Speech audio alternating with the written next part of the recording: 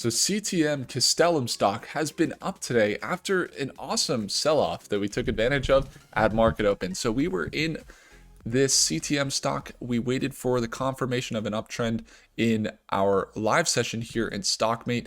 Basically, this is a stock that has been trending downwards, but also overall trending upwards. We waited for that support here. You can see this previous resistance, previous support to hit.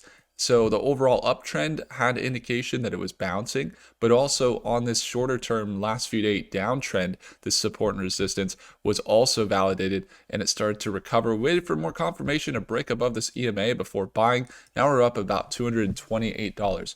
So why are we trading this stock CTM and what's leading to this decision?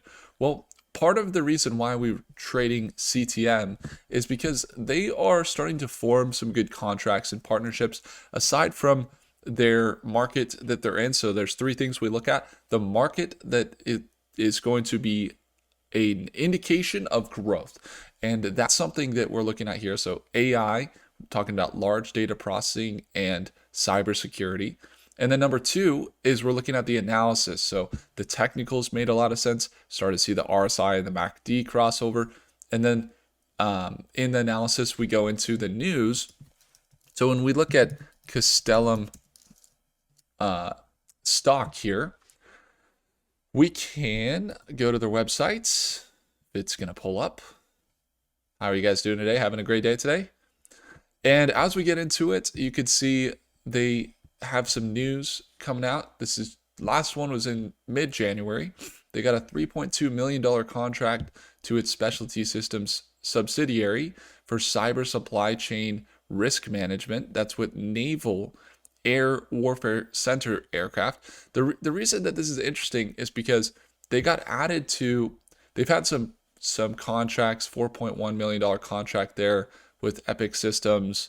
They had some public offerings, 3.6 million registered direct offering to several institutional investors. But you could also see here, they recently got added to a Oasis Plus unrestricted IDIQ contract. So essentially that's when the government says, we'd like to have you on demand, where we can always talk to you about different things that are happening. And you're always going to be able to bid on different jobs and get contracts without having to go through a bunch of vetting again. It's kind of like you have an account like on Upwork, and when we have jobs, we'll just send them to you and you can bid on them. How's that sound? And they say, yeah, that sounds great with the government. So they started to do that.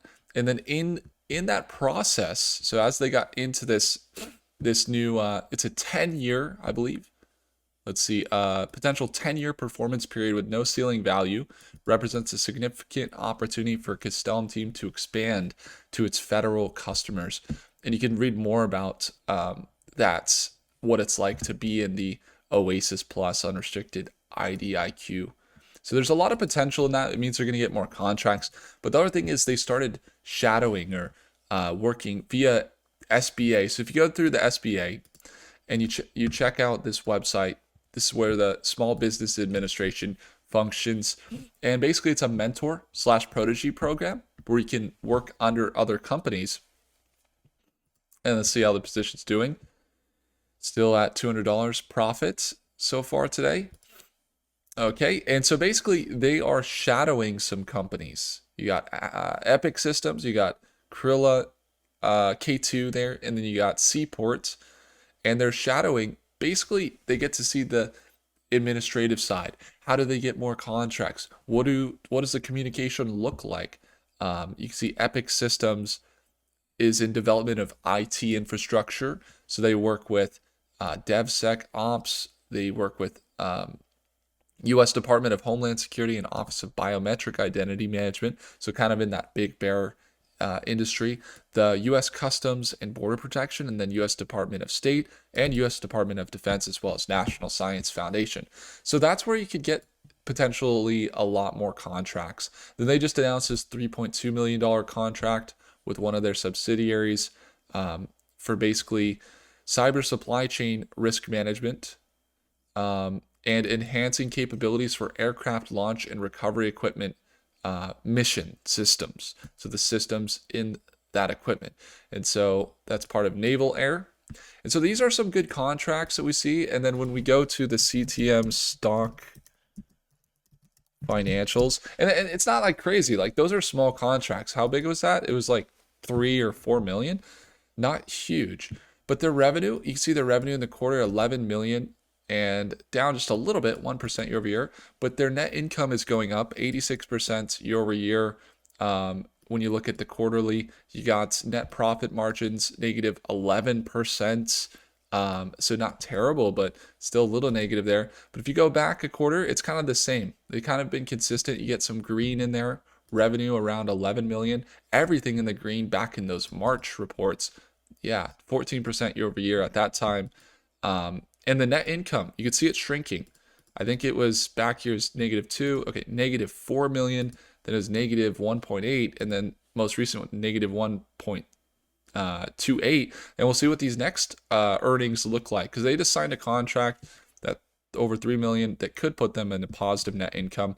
And then when we look at their financials, those things all look great, but when you look at the financials, this market cap is tiny. It's 70 million. So we started investing in it when it was around 40 million, or sorry, 64 million.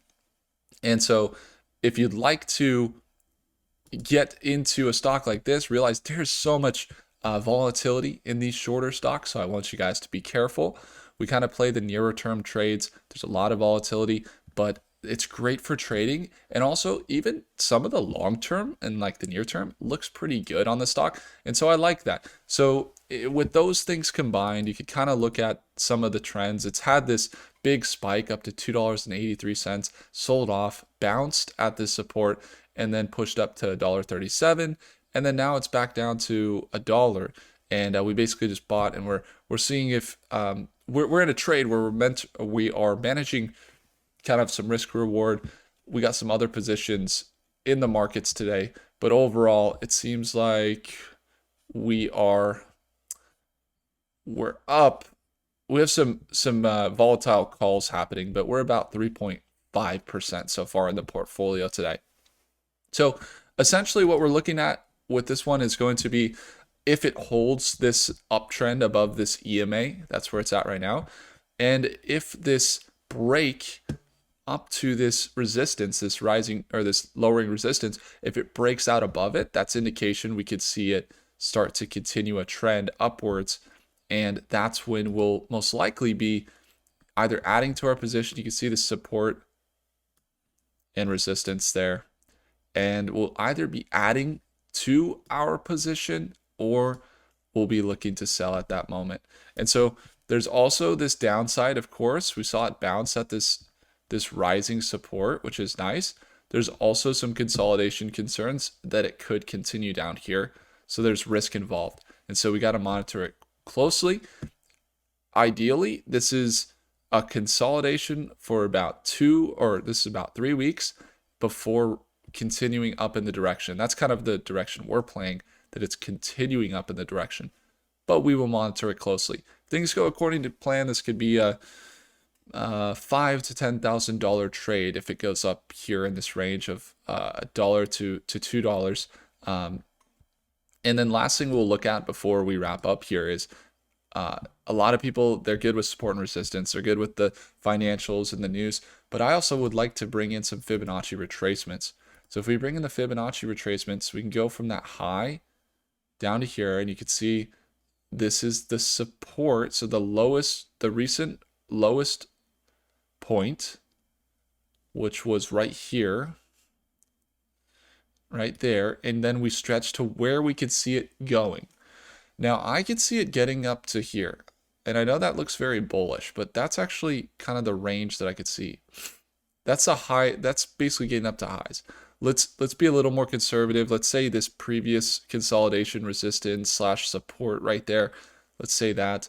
So if you look at that level, essentially that's saying we're going to see a recovery above this.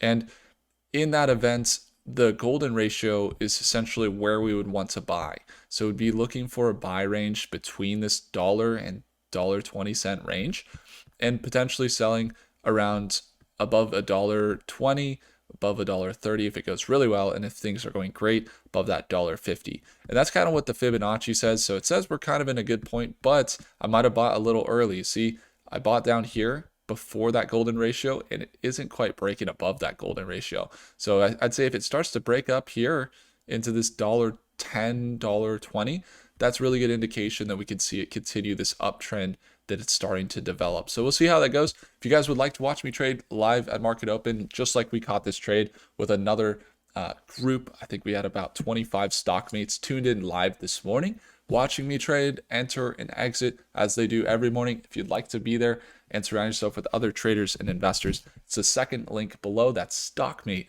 and we have a great sale down there if you'd like to take advantage of it as we get momentum here in 2025 with the AI boom, quantum, space. There's so many great things happening in this year. So again, it's that second link below to join StockMate. If I earned your thumbs up, hit that like button. Do consider subscribing. I'll see you guys in the next video. Take care.